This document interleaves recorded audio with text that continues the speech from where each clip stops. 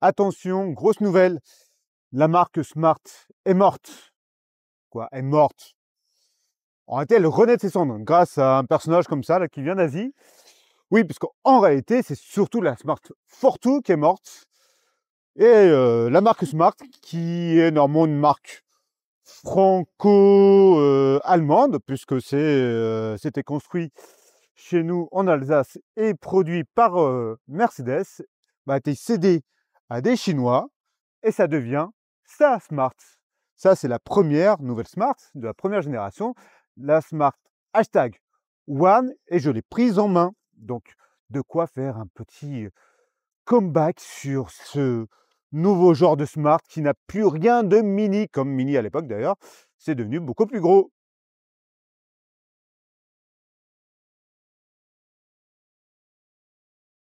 Alors, comme vous pouvez le voir, la Smart 2 donc n'existe plus, mais par contre, on a gagné au change. Disons qu'on a gagné surtout en taille, puisqu'on est maintenant avec la première Smart dans un segment qui est plutôt couru, plutôt à la mode, les fameux SUV urbains, les SUV-C. Et qui plus est, en plus, dans le côté Smart à la mode, il faut savoir que sous le capot, là, il n'y a pas de moteur thermique. Attention, on ne pollue plus à l'échappement puisque la Smart hashtag One est 100% électrique. Et que vous dire que par rapport à la première génération de Smart qui se contentait d'à peine plus 40 chevaux et dans la première version et un peu plus de 50 chevaux dans la seconde version, on n'est plus du tout sur le même genre de modèle puisque la première Smart hashtag One dispose de 272 chevaux. 272 chevaux et 343 Nm de couple. C'est un bolide, les gars. C'est un bolide et en plus, ce n'est qu'une propulsion comme la toute première génération. Et donc, vous avez toute la puissance qui vient derrière catapulter ce petit SUV urbain. Et comme vous le savez, un véhicule électrique, vous avez la puissance disponible dès le démarrage. Donc, c'est vraiment ultra efficace puisque le 0 à 100 est exécuté en à peine 6 secondes. C'est bluffant de puissance et de vitesse.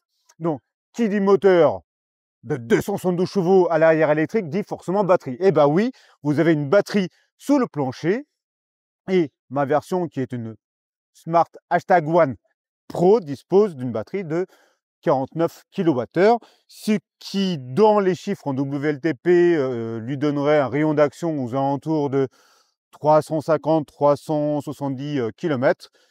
En réalité, il faudra se contenter de 300 et à peine plus. Et si vous faites de la route, il faudra alors là vraiment diminuer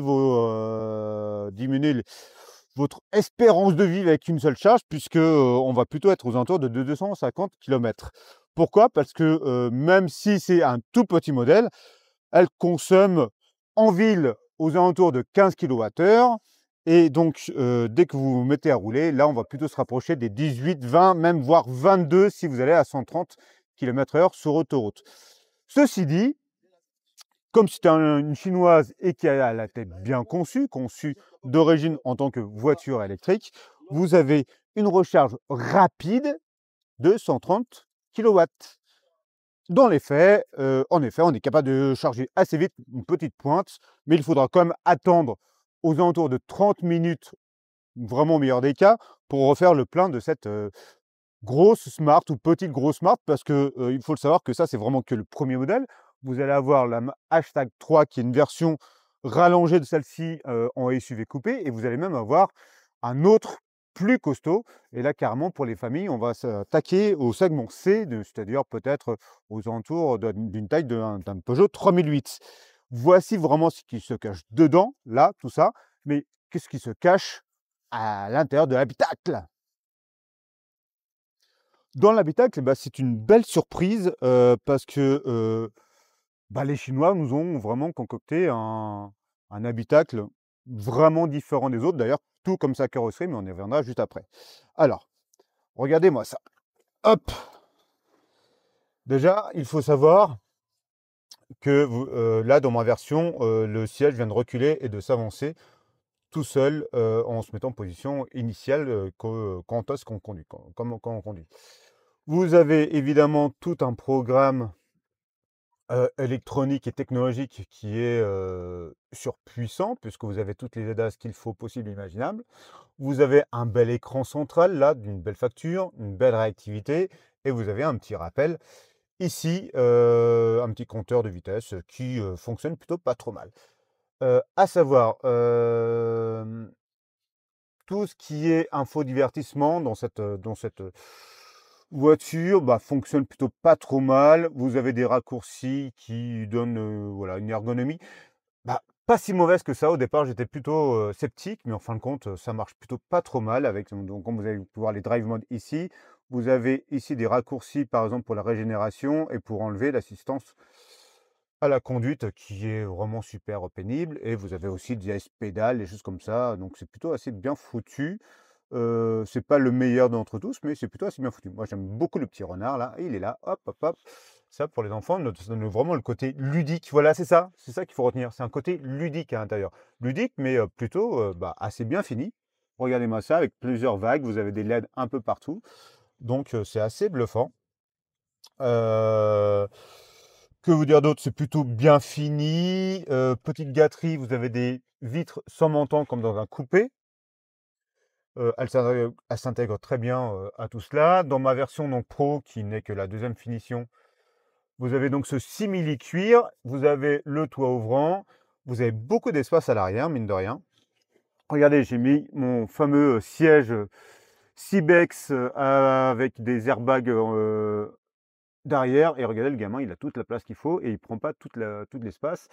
Et là, vous avez le toit ouvrant qui est vraiment panoramique, qui est vraiment bah, assez grand, qui donne beaucoup de lumière à l'ensemble. Et comme je disais, à l'arrière, vous voyez tout ça, vous avez beaucoup d'espace. C'est plutôt assez bien foutu, tout en sachant en plus que vous avez la possibilité de le tirer avec la banquette coulissante, donc pour gagner tout ça. Donc c'est vraiment plutôt assez bien foutu. Vous avez voilà, un beau volant. Franchement, ça marche bien. Vous avez une bonne sono, vous avez beaucoup d'espace. C'est une belle surprise là-dessus. Et on est sur donc que cette finition Pro, qui est la deuxième finition. Ben, on va en parler un petit peu. Alors, cette Hashtag One, bah, ça reste donc une voiture électrique. C'est donc pas vraiment donné et malgré que ce soit juste la deuxième finition de base, vous avez quand même donc une belle cavalerie, vous avez une belle finition, vous avez plein d'ADAS de tous les côtés, quoi. Vous avez tout ce que vous avez aujourd'hui dans une voiture plutôt haut de gamme, plutôt luxueuse. Et donc, bah, même si c'est chinois, même si ça appartient à un Geely, bah, ils veulent vous le faire payer. Et aujourd'hui, donc, elle s'échange contre 36 000 euros. Oui, 36 000 euros. Et comme c'est une voiture chinoise, vous n'avez pas de bonus. Ceci dit, sachez que Smart fait l'effort jusqu'à la fin d'année, grosso modo, de vous avancer ces fameux 4 000 euros de bonus. Donc, ça fait tomber l'ensemble à 32 000 euros. Alors 32 000 euros, ça paraît un tarif assez élevé et salé, sauf que pour un SUV urbain, aujourd'hui, vous êtes en face d'un 2008 full électrique, vous êtes en face bah, de toute la constellation Stellantis de SUV urbain qui va vous faire payer légèrement plus cher que cela. Donc, mine de rien, mais avec beaucoup moins de puissance, hein, parce qu'on vous rappelle, par exemple, un 2008 va se contenter, au meilleur des cas, de 156 chevaux. Là, vous en avez 272. Donc, c'est une vraie petite GTI, même dans cette finition presque de base, tout en sachant que vous avez la possibilité d'abonder de quelques dizaines, un petit dizaine de milliers d'euros supplémentaires pour avoir la Brabus. Et là, vous allez avoir un SUV urbain de plus de 400 chevaux. C'est tout à fait déraisonnable. Et ça suffit amplement ce qu'on a là. C'est même déjà trop. Donc voilà, grosso modo, c'est plutôt un très bon tarif pour le produit que vous avez en main. Mais ceci dit, ça reste une voiture chinoise, donc au niveau du comportement routier, eh ben, c'est pas quelque chose de parfait comme vous pouvez l'avoir avec justement, par exemple, une 2008 électrique, puisque les suspensions, bien que légèrement souples, sont bien trop fermes, elles vont avoir des tendances à avoir des problèmes de compression ou de détente. Ça sera une conduite moins sereine. Attention, je n'ai pas dit que c'est désagréable, mais on a l'impression d'être dans des véhicules largement moins bien aboutis que les véhicules européens. Ceci dit, comme je dis, hein, c'est pas désagréable. C'est une sorte de confort ferme, des fois avec des trépidations, mais pour l'ensemble, grosso modo, on est plutôt assez bien loti avec cette Smart Ashtan One Pro.